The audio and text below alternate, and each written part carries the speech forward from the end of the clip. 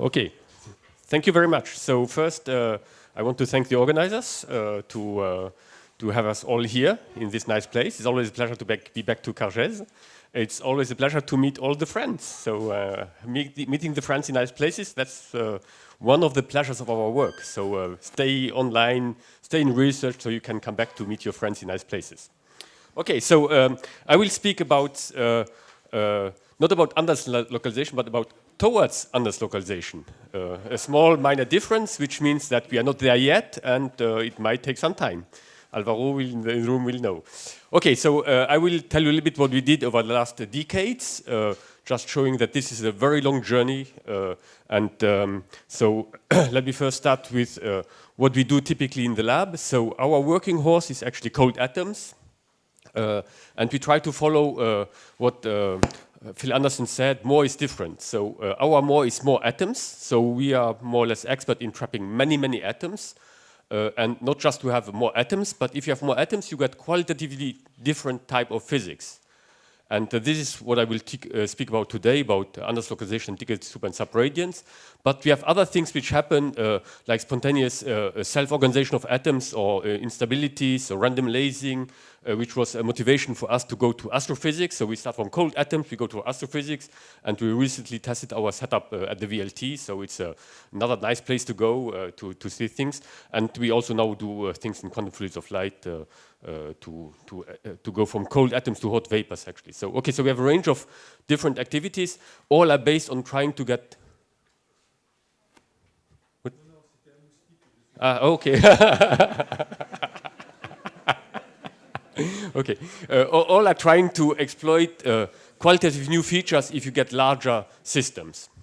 Okay, but I will focus in my talk here about this first part here about what is our roadmap to reach Anders localization of light in 3D, and this is, as some of you might know, still a big challenge.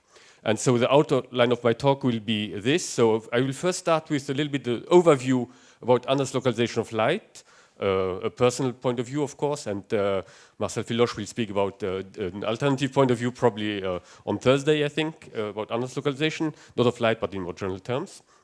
And then I will tell you what we did in terms of getting to Anders localization by doing first experiments about what is called weak localization. And then we found something very different on our road, which took us apart for 10 years to do something different, but which was very useful to come back now to what we think is a good road to go to Anders localization of light in 3D by cold atoms.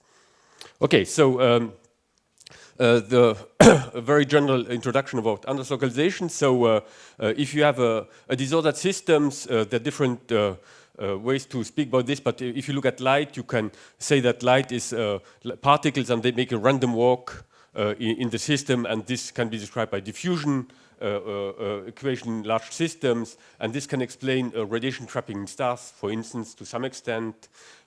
Expert will say no, but it's okay, it's a nice picture. Or for electrons, this is a root model, and the basic idea here is that interferences which we know should exist are basically washed out if you have a large sample of random systems, and all these interferences on average do not really matter.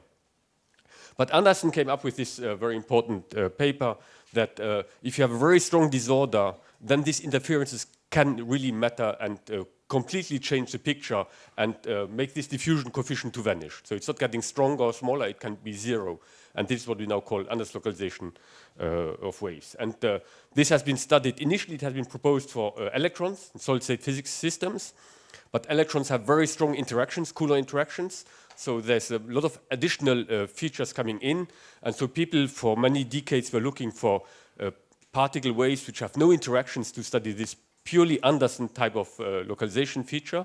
And so matter waves have been studied in the momentum space in Lille, basically, and then in many experiments, in particular in Alain Aspect's group in Palaiseau, on matter waves on ultra-cold atoms. And then there have been experiments in acoustics. I probably think we will hear about this in this conference here with aluminum beads by John Page. And then there have been experiments in light scattering. So I will focus on light scattering. Light is different, and you might hopefully understand why light is different from the other type of waves at the end of my talk. And so there have been very important contributions by the so-called dinosaurs or the pioneers of this field. Some of these have been really involved in this community. Ad Larendyck, Georg Maret, they have done very important experiments which really helped us to understand how to do things and where the problems. And so I will come back to some of the problems. And basically what we do is, instead of taking semiconductor powders, which was the choice by Ad Larendyck, or white paint by Georg Maret, we take cold atoms. We just change the sample, basically. It's a little bit an expensive sample, difficult sample, but basically we want to change the sample to study the same type of physics they want to study.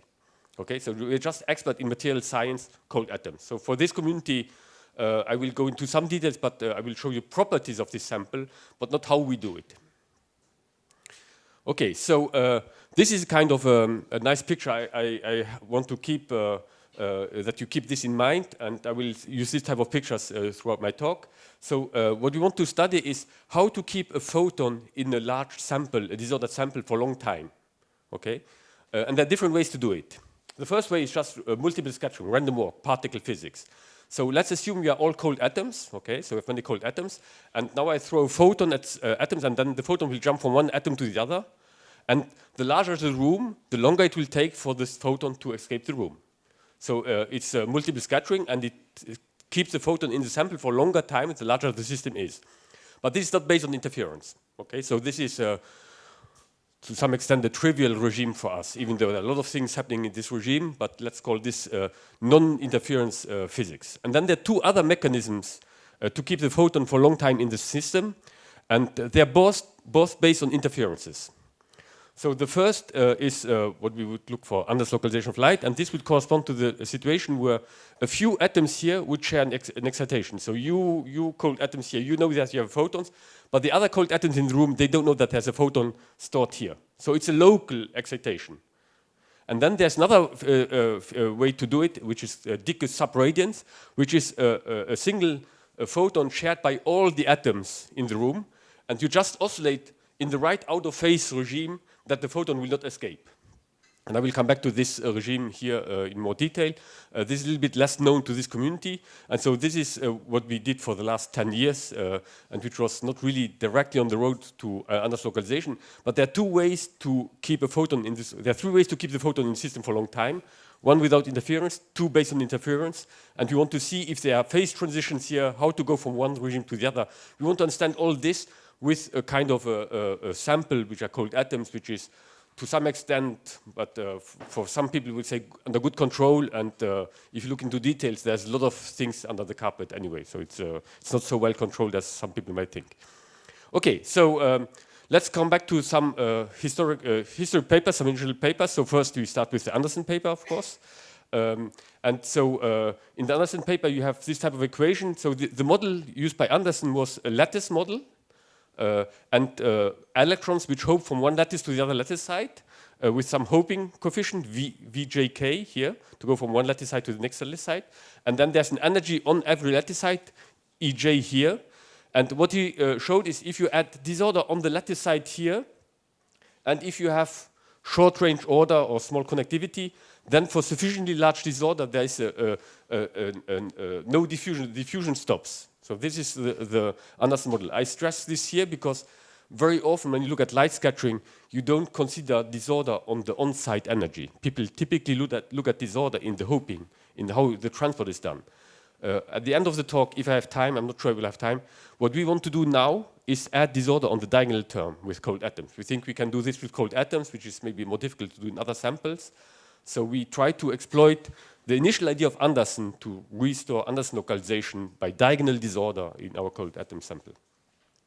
Okay, and then there have been other papers. So there's something, particularly if you look at light localization of Anderson localization of light, there's so-called Joffre-Regel criterion, and this is the paper which is cited for this all the time. In this paper, there's no mention of Anderson localization at all. They just mentioned that for sufficient, if the mean free path of light is of the order of the wavelengths, then the typical equation do not hold. That's all. So there's no discussion about localization here, but it's still considered now as the criterion of Anderson localization of light, and it works very well. Okay. Then there's this paper here by Mott, which already separates two types of disorders which can be relevant. One is this Anderson type diagonal disorder, And the other is fluctuation in density. And if you have fluctuation in density, the photon will propagate at different distances before changing directions. And this is a different type of disorder, which would correspond to off-diagonal disorder and to the mean free path. And so there are different ways of localization. And so we come back to this and try to see which type of disorder we want to use to do Anders localization of light. So we have to go a little bit more detail, and this has not been really considered in much detail in light localization for the last decades. So we come back to the original papers, which is always a good idea if you don't make immediate progress. Okay, so then there's other papers which have been very fundamental for our community. There's one paper by Thowles who actually linked the condition of localization. So where if you have localization, the idea is that you cannot go through the sample with a diffusive motion. You have localized state. And this means that if you are localized state, the boundary condition is less sensitive to the initial condition. And so this was done in this paper, and he showed that this sensitivity to boundary condition could be expressed in terms of a ratio between the level spacing and the level width. And so this is a kind of a Thowles criterion which was developed in this paper. This criterion now is used a lot by many people, including us, without having checked that this boundary condition criterion is valid, actually. But we use the criterion, and it works very well. Okay, so there are many things which are not under control, but they work very well. So this is one of them. But it's not justified. So when you see Thowles criterion used in our community, if it works, we are very happy, but it's not justified. We don't have an ab initio justification that is directly linked to the Thowles idea of boundary condition sensitivity. Okay, then there's, now this is more known paper in the whole community of Anders localization, this scaling theory of localization by this paper of the Gang of Four, which basically shows that, I will not go into the detail of the mathematical approach, maybe Marcel will do this. So in 1 and 2D, in principle, all states are localized if you have a large enough system. If you have a very small amount of disorder, if the system is large enough, you always have localization in 1 and 2D. But in 3D, there's a threshold of localization. So there's a critical disorder you need, and there's a phase transition in 3D. Okay, and this is related to the return probability to make interference terms. So we know that in 1D, if you do a random walk in 1D, you will always come back to the point of origin. In 2D, it's marginal, but in 3D, it's very difficult. So if you take an airplane and you're drunk, it's very unlikely that you get home. If you walk on 2D, and 1D on the road, it's easy to get home. In 3D, it's much more difficult, so don't fly if you're drunk. Okay? Okay, so this is a very important paper, and these are kind of plots we plot every day now to see if you find these transitions. But one thing I want to stress that this is a universal theory of localization. Universal sounds nice because it does not depend on the details of your system, so it should apply for any system you study. Matter waves, acoustic waves, optics, with white paint, cold atoms, whatever. It should apply for all the systems. And the microscopic detail should not be important. But there's no analytical theory of this. So it's a big assumption behind this, that there's universality behind it. And what we'll see later in my talk, hopefully, when I have time, if I have time, that actually we find a counterexample where this does not hold. So microscopic details are important, and they change the whole picture. So it's this here seems to say that microscopic details are not important. What we say now is microscopic details of the system are very important. Okay, so this is something you should keep in mind. If there's a general theorem, always be suspicious about the conditions, how this has been derived, and what does it say. Okay, now coming back to more precisely for underscolarization of light, there's been a lot of theory done in the 80s. Sasiv John has discussed this initially and showed that there's a window where localization might happen. If the wavelength is too short, then you get to then the interference effect cannot happen because the particles will touch. If it's too long, you get in the Rayleigh scattering limit, and the mean free path will change. So there might be a window here. Anderson basically agrees with most of what has been said in this paper by Sasiv John in the 80s. There was a paper by Didier Sonnet who said that if you take resonances on top of this just Rayleigh scattering, then you might help localization, because resonances might enhance the scattering properties, and this is actually something we will exploit. And there was a paper by Barth and Ad and Kotas who said that maybe there's something wrong in this paper here because they only have independent scattering approximations or some details which might be wrong. And there was a paper, I'll come back to this later on, by Levitov, who said that if you take dipole-dipole interactions, this might already at that time might kill localization. But we come back to this. I hope we'll have time to this. It says they have to be careful. For many years we forgot about this. Now we come back to it and we're a little bit more refined about this statement here. Okay, and then early experiments. So this was theory. People did experiments. Very early experiments were done in the 70s. They tried to use diagonal disorder idea by taking ruby crystals and all the two-level systems. They are in a matrix, which is a random environment. So it's a random energy levels. And they thought they had localization in ruby crystals. But it has been shown later on that their signature here was actually not a good signature for localization. So this is why basically no one cites this paper again. But this was, at least from my understanding, one of the first attempts to look for localization of light in experiments. Okay, but didn't work, but it was a nice attempt looking at diagonal disorder. Then there have been the two major contributions, which I already mentioned before, by Ad Larendyck and Georg Maret. So what Ad Larendyck did is he took semiconductor powders, which is very good because semiconductor materials have very large index of refraction. So a very large change in index of refraction gives a very efficient scattering. So these are very efficient scatterers. And so he compressed it to powders. And then he, at some point, he thought that he find the critical behavior of expected for localization in this transmission, so continuous CW transmission experiments as a function of sample thickness. There were some comments, and later on, Ad Larendyck agrees in this paper as well that this data here can also be explained by absorption. So absorption is a big problem for some type of experiments. Georg Maret came up with a new idea. So I show all this because we will do the same things in our experiments. So we redo everything they did with our sample, just to know what can be wrong when you see data. So it's very important. So Georg Maret said, okay, maybe we can get rid about this absorption influence by doing time-dependent experiments. So first they took white paint where there's less absorption. And they did pulse experiments, and then the red curve here is what you would expect from a diffusion theory, and then there were some photons here coming out at later time. So this is what I say, okay, yeah, photons staying in the system for a longer time, so that's what we want.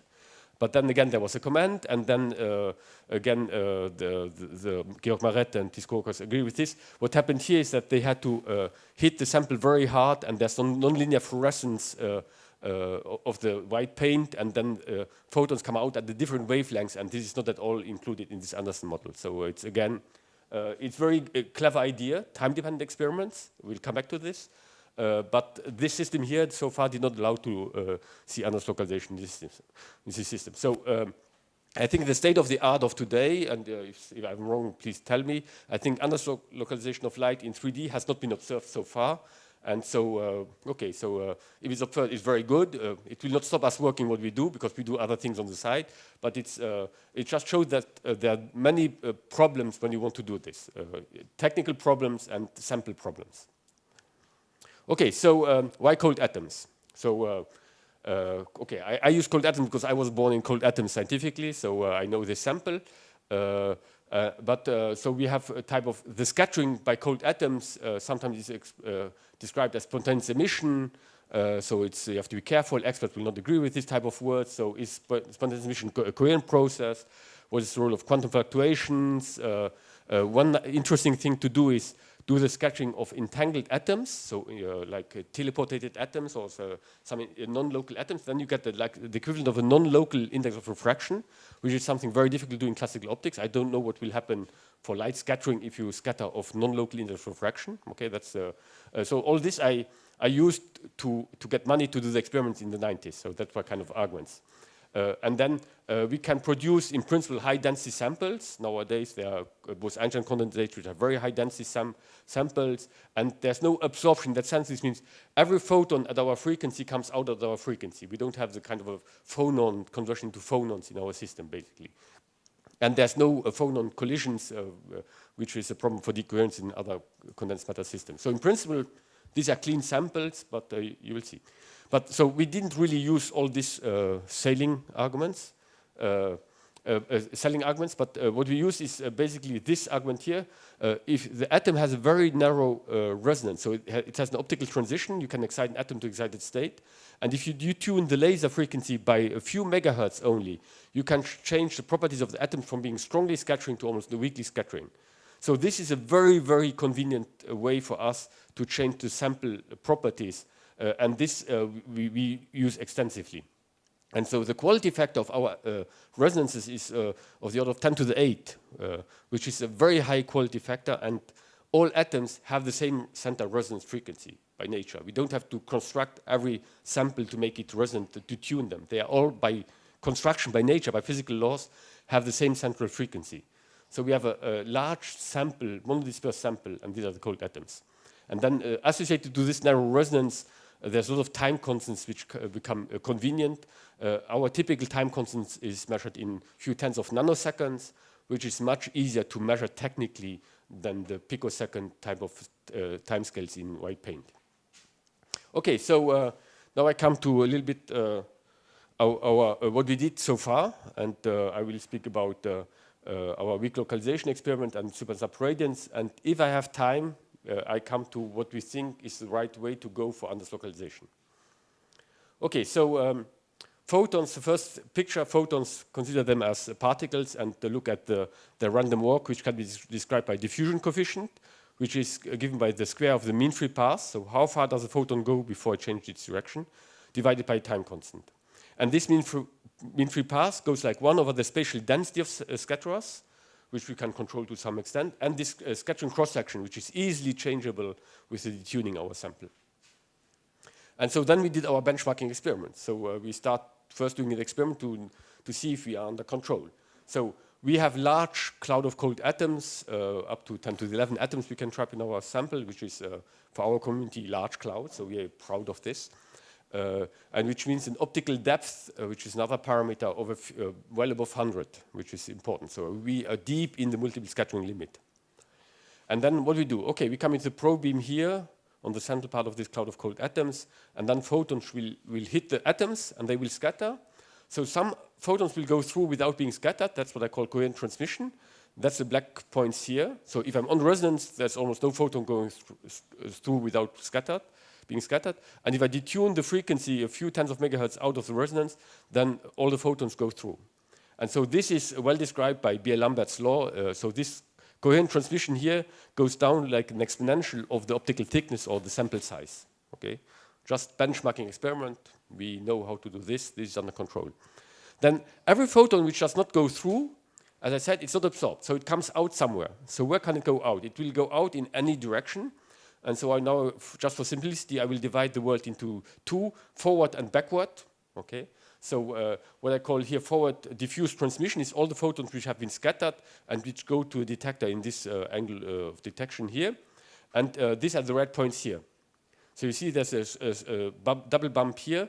So what you see is if you plot this red curve here as a function of the optical thickness of the sample, then at large optical thickness, this goes down like 1 over the sample size. So this is the equivalent of Ohm's law for photons now. So we also can measure Ohm's law for photons. So this is nothing really new, but we just need to do it to show that we understand our sample. Okay, benchmarking experiments. Then we do time resolve experiments. As I said, the time constant in cold atoms is a few tens of nanoseconds, so it's easier to do with standard techniques in our community. So what we do, we switch on and off a laser quickly, and we look how long does it take for the photons to escape. Like this Eiffel Tower picture, we switch off the light, save energy, and see how long does the light stay in the fog before it reaches us. If you have few atoms, so a small optical thickness, light will escape very quickly. If you have more atoms, photons will take longer time to escape. And from this late time decay constant, you can extract a diffusion coefficient, which has information about the transport mean free path and the transport time, or the transport velocity. And if you look at the transport velocity divided by speed of light, you see that this is very, very low, many orders of magnitude smaller than the speed of light. So that's a very slow diffusion. It has nothing to do with interference. It's just based on the fact that atoms are very strong resonances. So the photon sticks on one atom for a long time, stays there, and then after some time goes to the next atom. And this makes this long time transport time here. So this is why we get this very strong reduction in transfer velocity and an equivalent very small diffusion coefficient. So just to be careful, a very small diffusion coefficient in highly resonant systems, be careful, it's not always under localization. So okay, this is just an example that you need to know exactly what you do in a quantitative way and not just look at qualitative features. And this with cold atoms, the community has worked for decades to understand all the details of how atoms interact with photons. Okay, so now we want to study interference effect. So we go from particle random walk to interference corrections. And so it's predicted that the diffusion coefficient, this classical diffusion coefficient D0, has a correction term here, which depends on KL. K is 2 pi over lambda, it's a wave number. And L is the mean free path. So if KL is large, which means if the photon goes for long distance before changing direction, then this correction here is small. But if the photon changes direction very quickly, if KL is of the order of 1, that's this Joffe-Regel criterion, then one might expect strong localization where this diffusion coefficient is 0. Okay? And there are some pictures which some people claim are completely wrong. It's not in the room, so I show the picture. It's just showing that if the scattering is happening in the near field, new things can happen, and that would be a nice way to look for underlocalization. Okay, but let's first start with the weak correction here. And so this is what is called weak localization or coherent backscattering. So I will show you what we did on this. So wave effects are based on interference. So the first interference effect is speckle. So if you come with a laser pointer and you go on a wide screen, and if you look in the far field, you will see the speckle pattern here, which is an interference effect. And so if you take a single realization of a piece of Teflon, which was used here, you have to sum up all the fields of all possible paths to go from the laser to the detector. And if you square this total field, you get this random red curve here. Then if you average the configuration of this speckle, of this diffuser here, changing the position of the atoms or changing the direction of the Teflon, piece of Teflon, then the configuration average is expected to get rid of all these fluctuations and get an average line here. Okay, this has been shown to not to be complete, and there's something called coherent backscattering, and the explanation of this is that you have to be careful how to get to throw away interference terms. So again, if a photon does pass number 1 here, goes to one scatterer and then goes to the detector, another photon undergoes this direction, this pass here goes to the detector, path 1 and path 2, they hit completely different scatterers. So if you make a change of the position of the atoms in this sample here, then the interference term between path 1 and path 2 will be random and can be averaged away. But there's a correlated path here, which is shown in this dotted line, which does exactly the reverse path in the sample. So it hits this scatterer here and then does the reverse path here. So inside the sample, the path length difference by construction is the same. So you have to be careful. This is constructive interference by construction of the path. There's only a small geometrical factor here, the output here, which can be computed. So you can compute the phase difference of this additional term here, which still depends on the position of the first and the last scatterer here, with a prefactor here, k in plus k out. So if the prefactor here, k in plus k out, is 0, so if you look exactly in the backward direction, then this phase difference here is 0 for any path, pair of paths you have. So this means you have to add pairwise the fields, which gives you a factor of 2 in the intensity compared if you would add the fields all independently. So this is what is called coherent backscattering. And for optics, this is kind of a Sagnac interferometer. It's just that in a piece of white paper in your hand, you have billions of Sagnac interferometers, and you don't need to tweak any mirrors to make them interfere. Just look in the right direction. Okay, so this is a way to illustrate this. Sorry. So this is a speckle pattern. So I move. This is a simulation. I move the position of the scatterer, so you get a random speckle pattern here. Okay, so bright spots, weak spots. But from this, you wouldn't really know where the backward direction is. Maybe experts would know, but typically you would not know where the backward direction is. Now what I do, I will not take this time-dependent speckle pattern, but I will integrate. So I take the camera and let it integrate the whole signal here. And then what you see is the configuration average signal.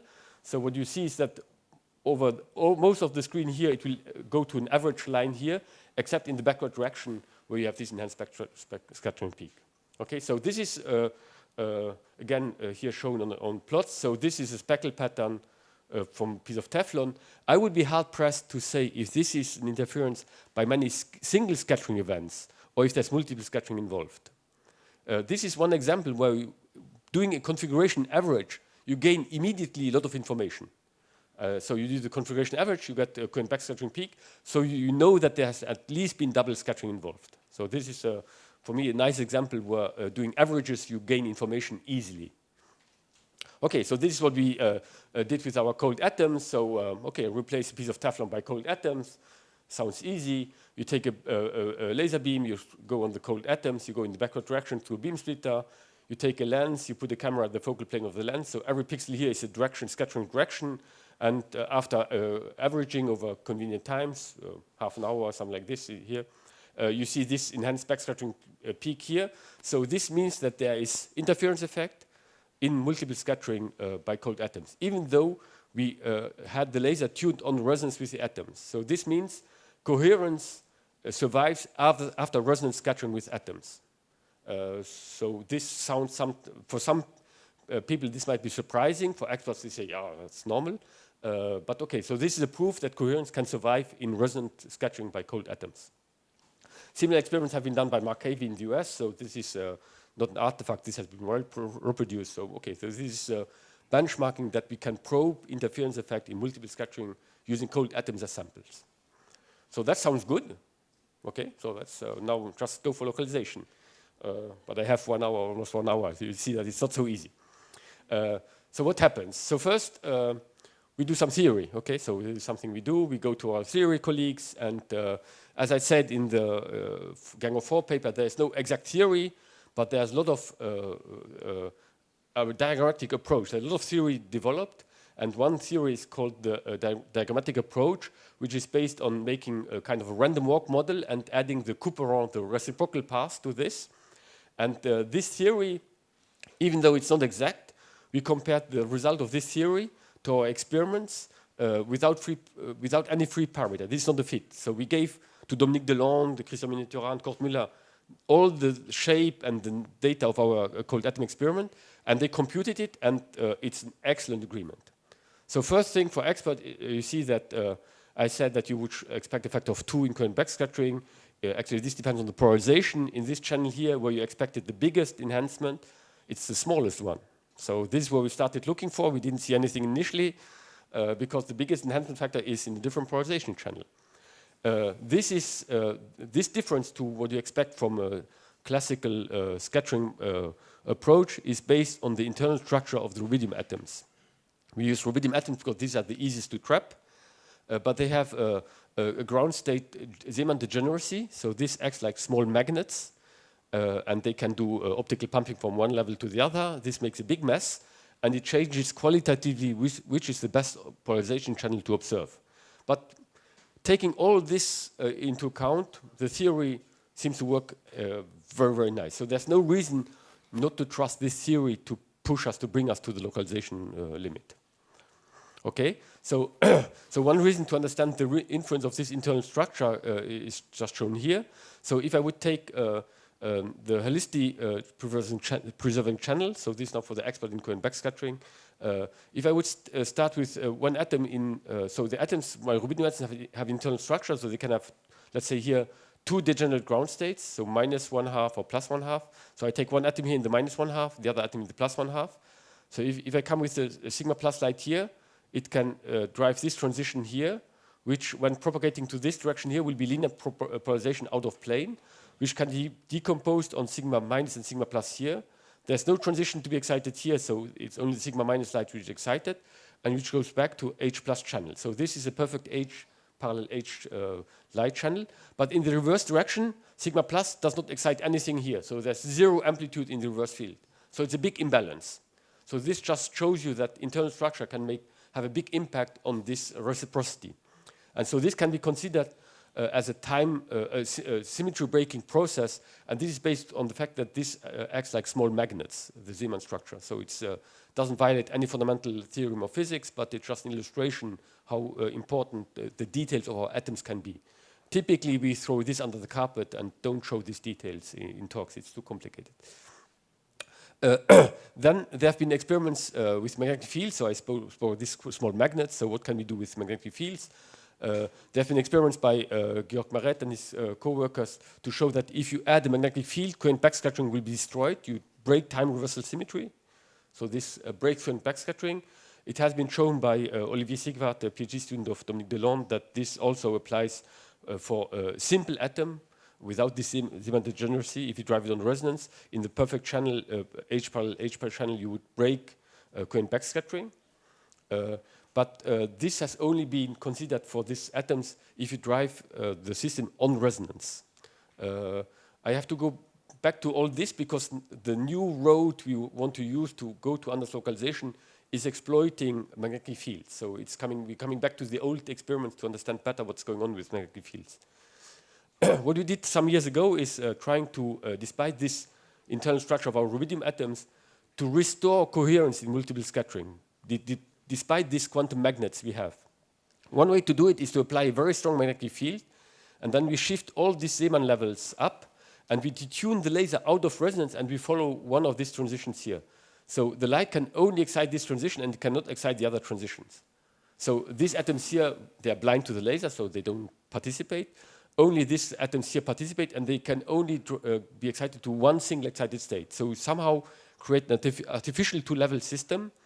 And what we can see if we apply a strong magnetic field, then the coherent backscattering enhancement gets larger again. And in this limit here, actually, we're only limited by single scattering background. So we recover fully the coherences of a two-level system by adding magnetic field. So this is a little bit surprising, but in condensed matter, this is called negative magnetic resistance. So if you have a lot of magnetic impurities, by adding magnetic field, you can overcome this destruction of coherence by in the loops by adding a strong bias field. So we have shown that numerically that we recover the full coherence by large magnetic fields. So the number of coherent scattering can go up above 10. So this is important because this means we can push this even in principle for rubidium atoms to a limited number of scattering events. Not infinite, but to a limited number of scattering events. So the magnetic field can restore coherence to some extent. Okay, so we have studied other things. So I showed you that the rubidium has this problem of internal structure. We did an experiment with strontium atoms, which does not have this internal structure, just to show that we can recover for a simpler atom the full interference effect. It's a few papers, but it's a new experiment. So it sounds easy in a talk, but going just from the rubidium to the strontium experiment here is a big effort. It's a big effort. So it's then we showed how to restore magnetic field. We did other studies here, just to, I cannot explain everything in detail, but we studied how quantum fluctuations enter, how the atomic motion enters this, and all these are problems we need to understand. Just to show that cold atoms sounds easy, it's a clean system, but there are a lot of problems to be solved. So we worked on all these problems between 2000 and 2006 or 7, and then basically we switched gears. So the idea was then, at that point, you say, okay, so now we understand this, we know how to control it, so what we need to do is just to go to higher density. Higher density is just having a dipole trap, so there are people who have large spatial densities. Antoine Broes in Palaiseau had this. We tried to come closer to this at some point, but we were pushing this here, and then we stopped very suddenly and switched gears. So we stopped this research direction for some good reason. I will come back to this. So the idea is here that if you increase the spatial density, in cold atoms we often speak about temperature. So what people call the transition from cold atoms to Bose-Einstein condensation depends on the combination of temperature and density. For Anders localization, we don't care about this Bose-Einstein transition. It's not about matter waves.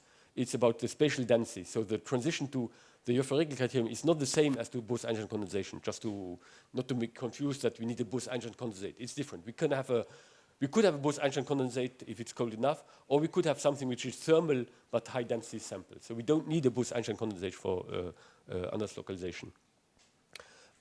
Okay, so one thing we did now, so we did something else, I'll come back to this, but what we are going to do now is, so we know that rubidium is a little bit more complicated than a strontium atom, for instance, because this has a non-degenerate ground state, so no quantum magnets in the ground state. So this is the quantum equivalent of a classical dipole. So we decided to switch from a complex atom to a simple atom, and we choose ytterbium for some very specific reasons. So that sounds like a good idea. It's an easier model. You can apply all the theory which is done on our atoms. The price to pay is that laser-wise, for rubidium you have one laser basically, and for strontium you have a range of lasers to control, which makes the experiment more expensive and much more difficult to control.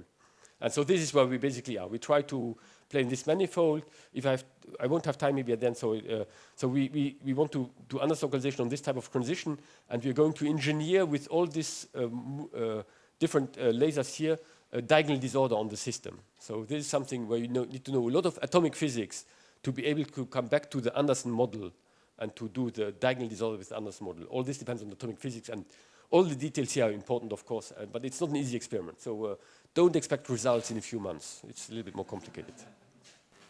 Okay, so what did we do in the meantime? So we did all this weak localization experiment, going backtracking experiments.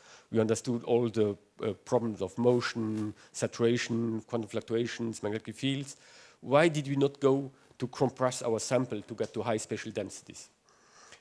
This is because we did some experiments where we stumbled about another way to keep a photon a long time in the sample, and we need to understand all the ways how to keep a photon in the sample for a long time, not to make a wrong interpretation of long storage time.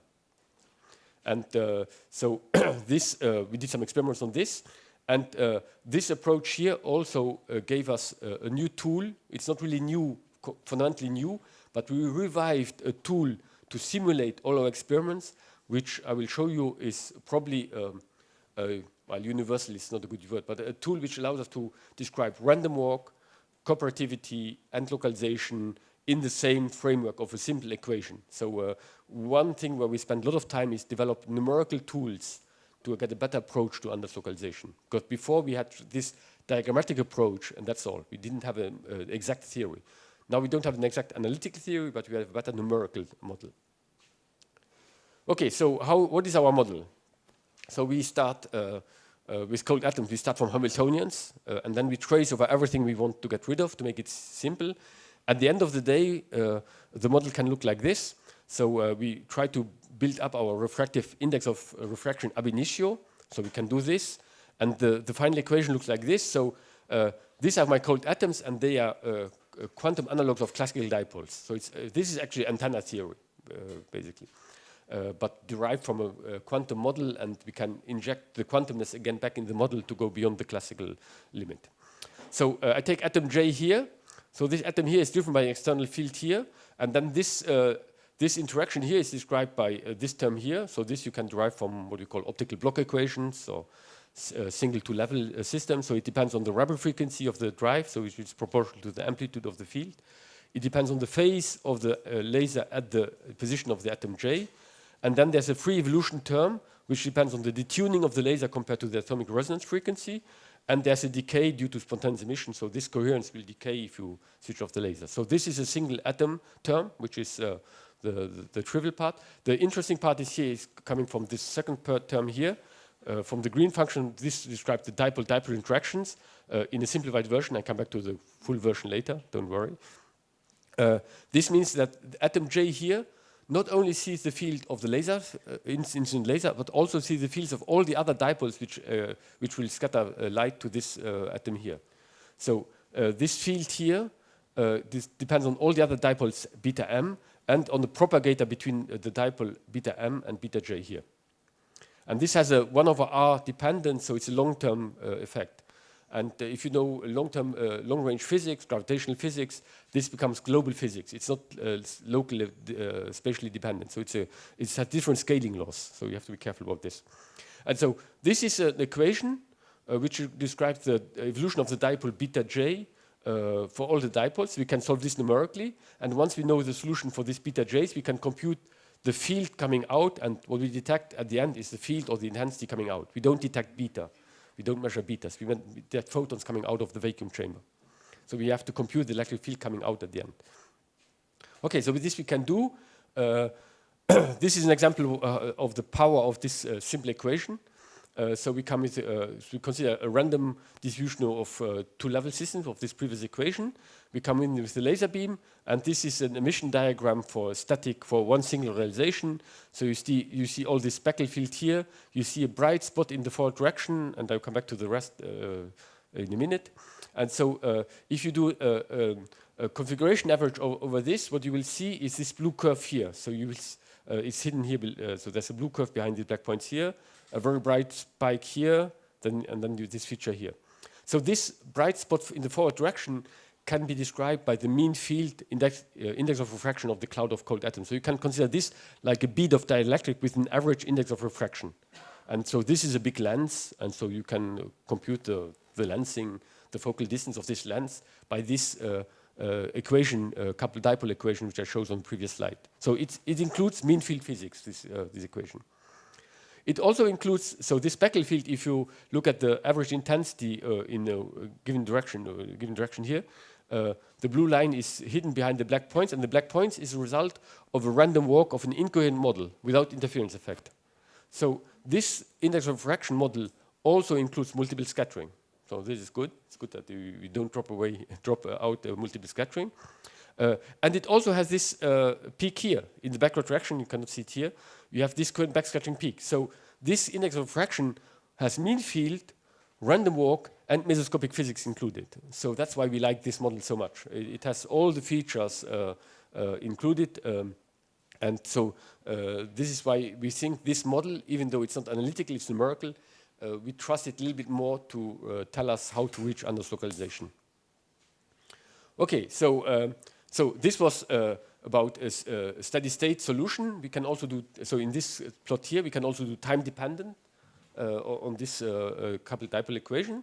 And so if you go for time dependence, you have to come back to what Dicke did in the 50s. So what Dicke showed in the 50s, you take a large cloud of two-level systems. And if you look at the energy levels, if you would start from a fully excited inverted system here, so all the atoms are excited, and if you let it go, it will decay much faster than a single atom would decay. So this is called Dicke super radiance, and this has been observed in the 70s by Felt and his group, and this is something we are not interested in. Okay, so it's because we don't want to have many photons in the system. Anders localization is a linear optics problem. It's only one photon physics. So what we are going to look at is not this speed up when you start from an inverted system, but we want to see what's happening in this single photon manifold.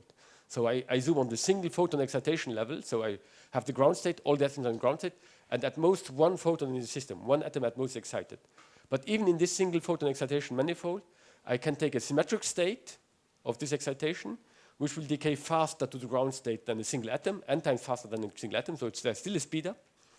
And all the other states, they will stay excited for longer time. So I call this subradiant state, and this is superradiant state, decaying faster, slower.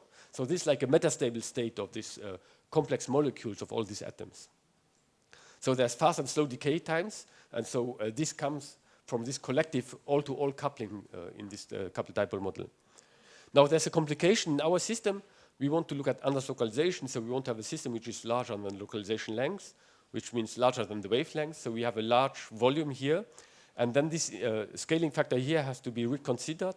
And what we do actually is to make a kind of a cavity QED analog for quantum optics. So what you have to look is what is the cooperativity parameter, and this can be computed by looking how many atoms share the same optical mode. In a cavity QED experiment, if you have a Fabry-Pérot cavity, if you put more atoms in the cavity, they are all coupled to the same optical mode. Now we have a 3D sample, large sample, so this room. The question is, how many optical modes are there available? And this depends on how many lambda squares I can put on the wall of the room. Okay, so the number of optical modes is the surface of the system, L squared, divided by lambda squared, scaling like this. So this is the number of optical modes. I define a cooperativity parameter, which is number of atoms divided by number of optical modes. If there are more atoms than modes, then these atoms have to speak to each other when they want to emit into the same mode. So this cooperativity parameter I call this B0. It's probably a good scaling parameter for the physics we want to study in this regime here. And it's also something we like because this is the on-resonance optical depth of our atomic cloud. So this is something we can measure experimentally. So this is a good scaling parameter for the theory, and it's an experimentally easily measurable parameter. So we can plot theory plots and experimental plots along as a function of this number here. So we did some simulations many years ago in this coupled dipole model. So you come here, switch on and off a laser, and then we saw that if you have many atoms together in the right density and sample size, then you get, compared to the single atom decay here, which is on this similar plot, this dashed line, you get a fast super-radiant decay and a slow sub-radiant decay. And we looked at how this slow sub-radiant decay scales up the optical thickness. So the lifetime decays, scales like the optical thickness, so the decay rate like one of the optical thickness. So there's like a bright state and dark states here, and we couple light into these dark states here, and this is what makes these photons live in the system for a long time. And this is not Anders localization, but it's long storage of photons in the system. So we have to be careful, again, not to be too quick in claiming if you have long lifetimes that you have localization. So so the scaling here of subradiance would be proportional to the optical depth here. Radiation trapping, which depends on the detuning, a little bit different scaling. Anders localization, maybe an exponential dependence, I don't know really, but okay. So we look at the experiment. So we prepare our cloud of cold atoms. We switch everything off to have no magnetic field gradients, no driving perturbation, and so on. And then we come here with a sequence of laser pulses. Every spike here is a laser pulse, and we zoom on what happens when we switch off every laser pulse, how light comes out. So the difficulty here experimentally is that you have to switch off the laser. Okay, that sounds easy. But switching off a laser with almost 6 orders of magnitude quality is not so easy, at least not if you want to do it in a nanosecond time scale. So this is a very difficult problem, and the main challenge was to find the right detector which has no after pulsing, no technical problems. So this was more than 1 year of effort, just switch off the laser. That was 1 year of effort. So it's just to say that progress is not fast. But then once you have this, you look at this cold atom decay. We see a very fast decay here. We saw super-radiant decay here, and we saw a slow decay here. And if you zoom on these plots here, if you change the optical depth of our sample by letting the cloud expand, we see that the slope here changes. If you change the detuning, the amount of light we get changes, but the slope does not change. And if you plot all these data points on the single plot, we see that the lifetime here increases linear with the on-resonance optical depth, and this is as expected from this numerical simulation. So we're very happy with this data. And as you can see, this is not a small change. This is 2 orders of magnitude increase in lifetime of the photons in the sample system. So it's a big effect. But it's not Anders localization, okay? So you have to know that when you measure something, it's not radiation trapping, it's not subradiance, so all this takes time. Okay, so there's still a lot of open questions about pair physics, different type of modes. There's also radiation trapping modes in the sample, so this is still ongoing work. It's not the end of the story, but there's a lot of detailed questions we do not fully understand yet. But okay, we're working on this. One thing which is, initially I said we're not interested in this fully inverted system, but I'll show you one thing here which might be interesting if you go beyond the single excitation sector. I will skip this, which is the following picture. So we want to excite this long-lived subradiant modes here, and instead of driving directly from the ground state to this long-lived mode, these long-lived modes are long-lived because they're weakly coupled to the outside world. So it's difficult to excite them.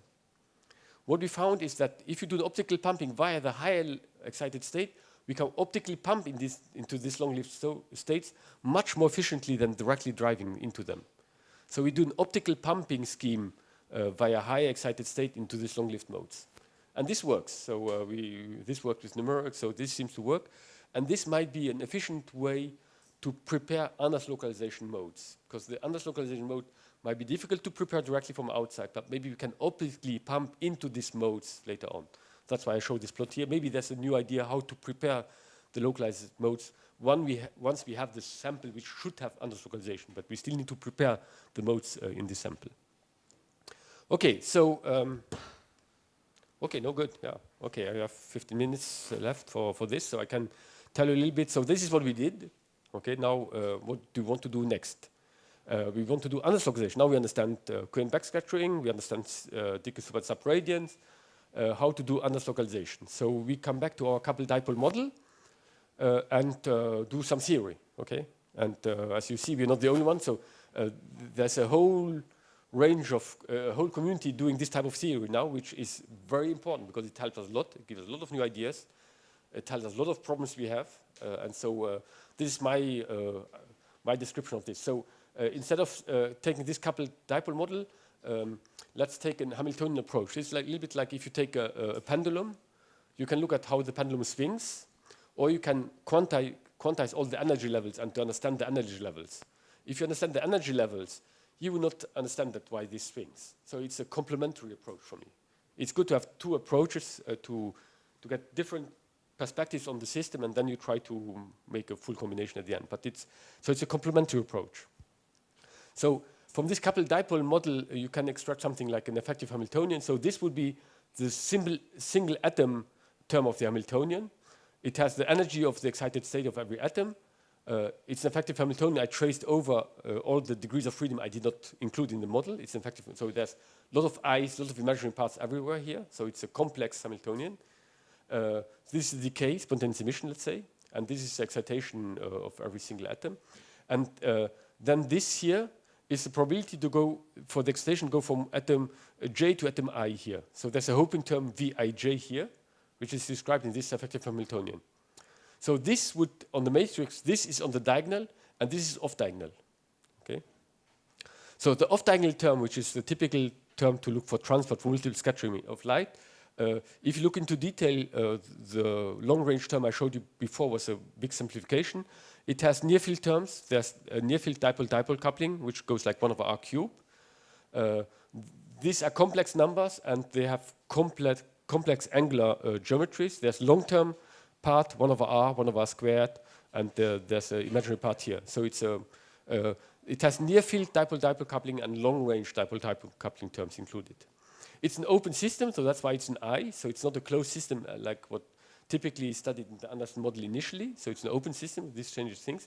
It has a lot of Anderson features. We can put randomness here or randomness here. So it has a lot of Anderson type of features. It has interference. These are amplitudes. And then no decoherence. So I have this, in principle, is a fully coherent model. Okay, so now what I can do from a Hamiltonian, I consider my cloud of cold atoms like a big molecule, and I want to look at the eigenvalues, the spectrum of this big molecule. Okay, so what's the molecular spectrum? So if I have a dilute cloud, if all the atoms are very far away, basically this looks like n times a single atom. It's just one resonance here. But if the atoms are close together, if I have a dense molecule, I get broad lines and narrow lines here. Okay, so this is something we're going to study in a little more detail. And this is not new. This has been studied in different communities in different names.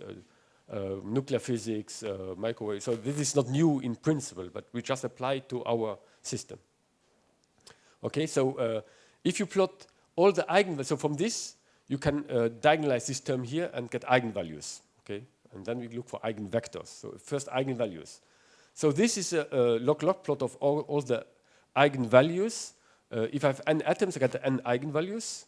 And actually, I have two models here. So if I take the model where I only have the long-range term here, 1 over kr here, I get the black points here. And if I include the near-field coupling term as well, I get the red points. So you see that for a dense system, this is very different. So this is the imaginary part of the eigenvalues. So that's the inverse of the lifetime. So these are long lifetimes. These are short lifetimes. One is a single atom lifetime. And this is energy shifts. So this eigenstates, they also have a shift. They split in energy. So you see that there's a qualitative difference if you take into account or not into account the near-field terms.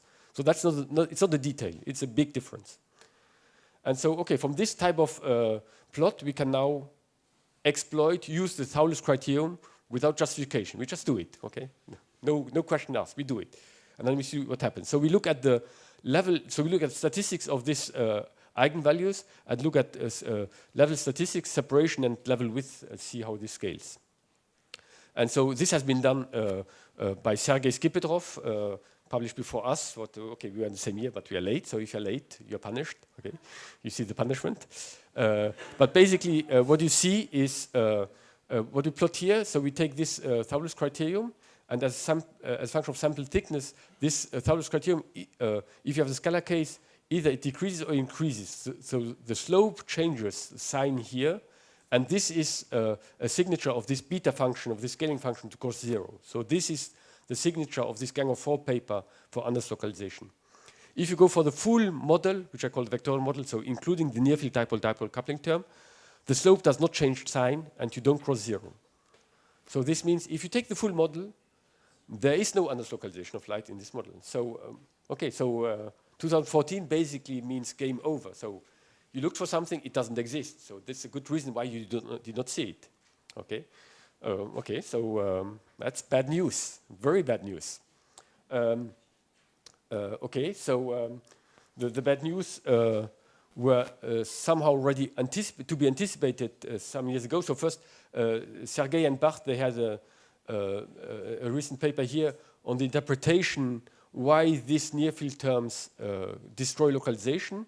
And actually, it's not the near-field terms themselves, but it's interference between the near-field and the far-field terms which destroys the localization. So it's a little bit more subtle. I don't fully understand this, but okay. This means that the initial models here by Shlapnikov or Levitov, where they have fully only a near-field dipole-dipole coupling term and say there's no localization, is a little bit incomplete. I would say that Bart and Sergey, they correct this interpretation here by saying that it's interference between the near-field and far-field terms which destroy localization. Here they had only the near-field term, no far-field terms.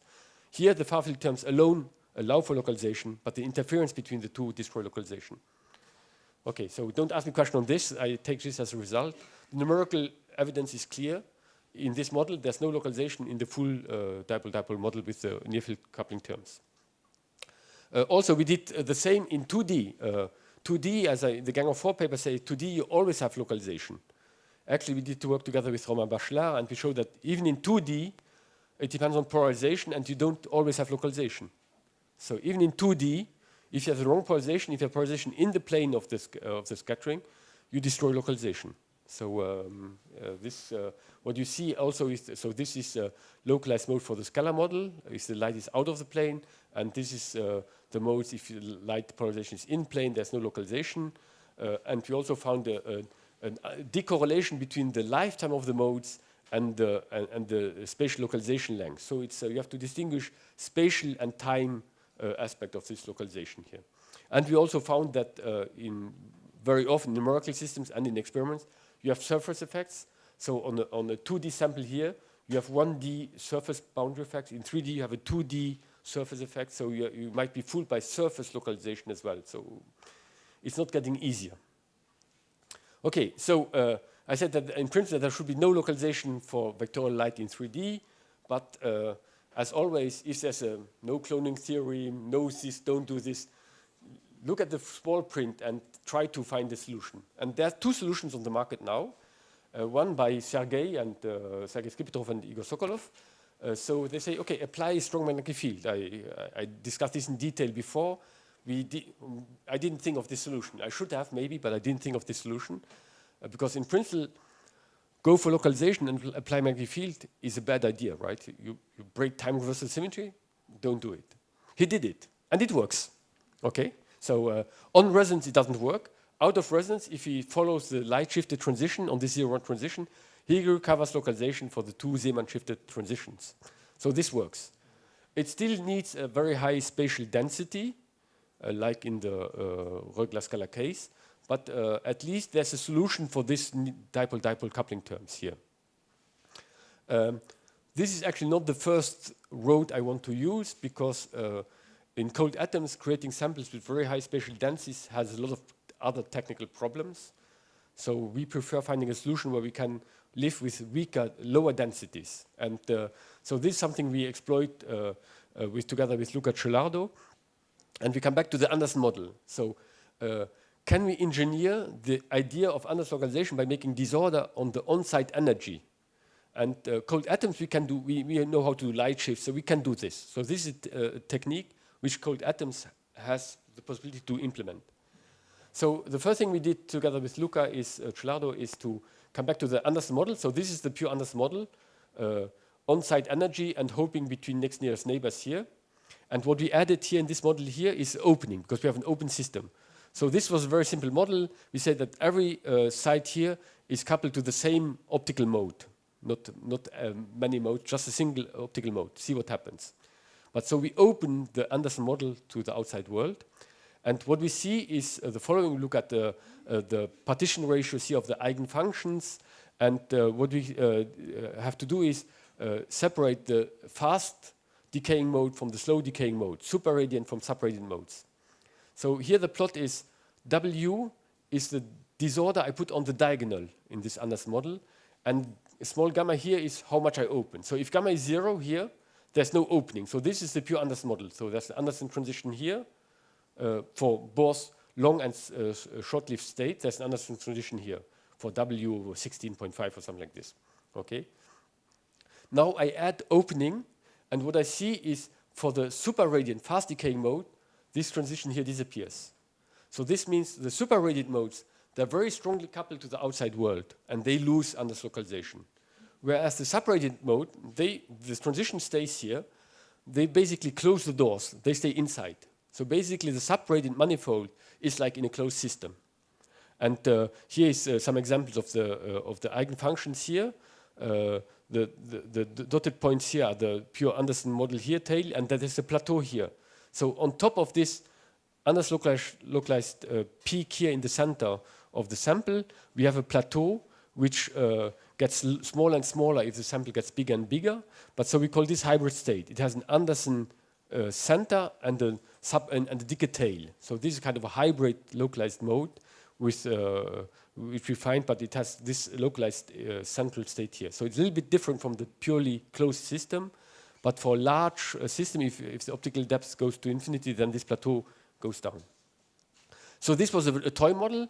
We now did this on our coupled dipole model and add diagonal disorder on the detuning term. And if there's no diagonal disorder and if the density is low, there's no localization. And if we increase the diagonal disorder by making random light shifts, we recover this type of peaks.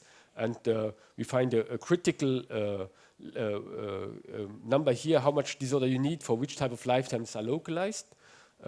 We did a very detailed scaling analysis with fractal dimensions, Worse transition. So this is work in progress to be very, very precise.